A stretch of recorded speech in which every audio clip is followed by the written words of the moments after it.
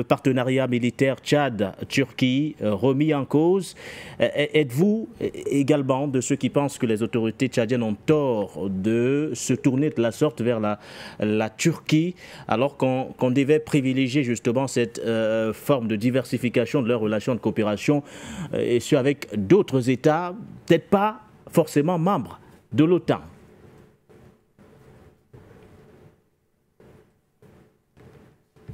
Alors, de prime abord, je tenais à m'excuser auprès de votre auditoire et de votre chaîne pour mon retard. Je salue tous mes dévanciers, copanélistes qui ont pris la parole.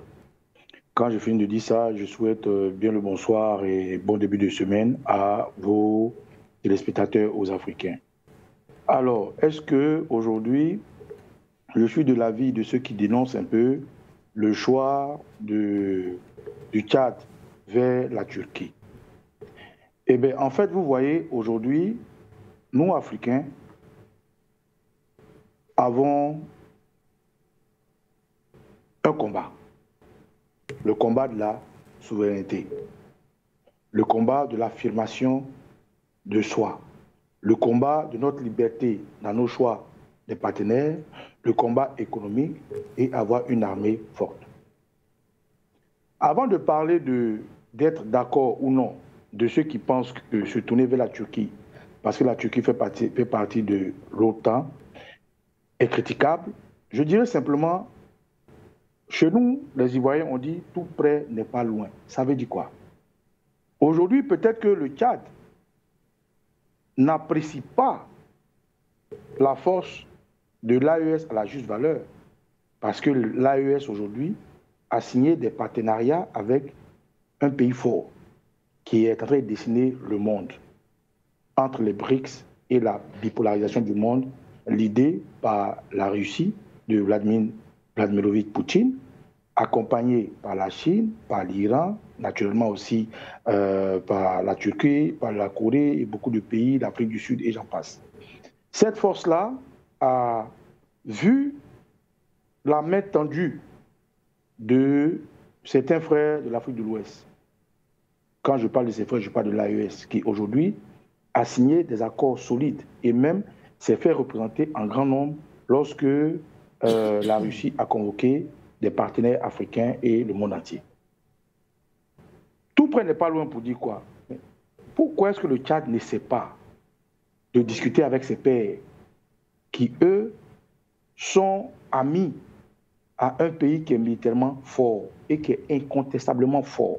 C'est un truisme irréfragable. Pourquoi le Tchad, au sein de la CEMAC, si je ne me trompe pas, c'est le Tchad de la CEMAC, n'essaie pas de redorer son blason? Le Tchad qui a fait partie, sous le président Idriss Déby, des grands pays qui ont mené la lutte contre le terrorisme au temps de Chakaou. Pourquoi est-ce que le Tchad ne s'asserait pas avec l'AES, puisqu'ils ont fait partie ensemble, si je ne me trompe pas, hein, je peux me tromper de... non, le Tchad n'était pas dedans.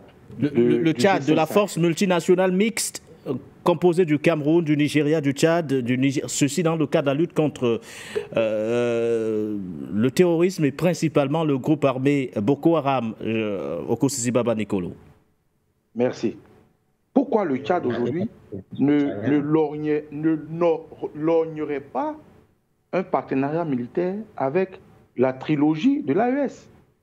La Turquie, aujourd'hui la Turquie au sein de l'OTAN, la Turquie qui est à mi-figue, mi-raisin entre l'amitié des BRICS et l'amitié de l'Union européenne, a une posture qui est libre et qui est souveraine depuis Ankara. Mais est-ce que c'est de bonne guerre? Alors moi je pense que je vais m'aligner avec ceux qui prennent avec beaucoup de pincettes ce choix-là. Pourquoi? Parce que on est mieux servi que par soi-même. Le Tchad aurait été plus incisif, plus pragmatique, vu les guéguerres avec la France, en s'alliant automatiquement à l'AES, qui est un message fort. Parce qu'aujourd'hui, l'AES fait partie de l'icône du combat de l'affirmation de la souveraineté. Maintenant, Ankara, ça dépend aussi des relations qu'ils ont. Quand je ne maîtrise pas ce dossier, je ne vais pas m'aventurer dessus. Mais si on me pose la question on me demande si j'ai un conseil à donner au Tchad, je dirais au Tchad d'abord de franchir le Rubicon, de dénoncer les contrats avec la France, de s'allier à l'AES. Et à partir de là, naturellement, si on parle de l'AES qui serait en accord, en harmonie avec la Russie, qui, elle, est en accord, en harmonie avec certains pays, dont l'Ukraine, autant pour moi, la Turquie, en ce moment-là, on comprendrait une logique dans la démarche du Tchad. Donc, effectivement, je suis d'accord avec ceux qui pensent que le Tchad fait un peu fausse route en sautant ces étapes-là pour s'allier avec, la